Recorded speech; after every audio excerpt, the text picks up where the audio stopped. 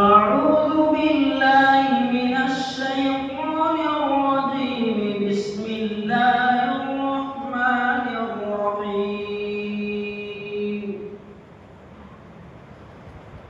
سبحان الذي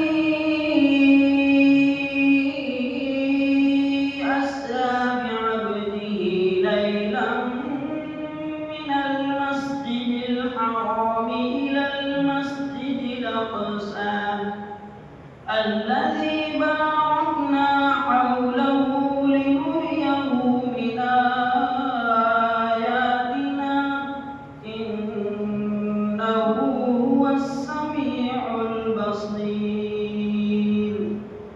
وآتينا موسى الكتاب وجعلناه هدى لبني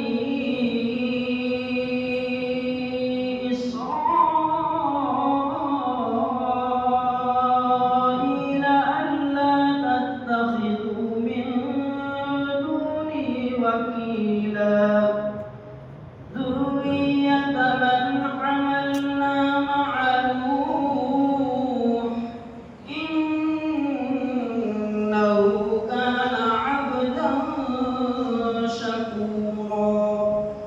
وقضينا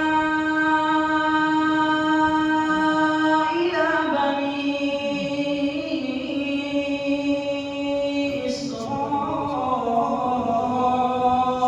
إسرائيل في الكتاب لتفسدن في الأرض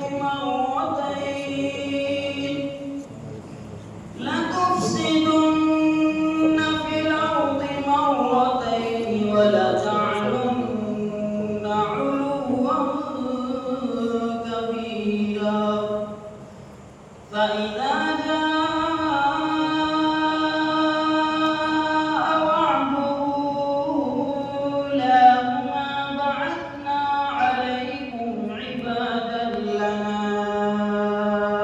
أولي بأس شديد فجاسوا خلال الديار وكان وعدا مفعولا.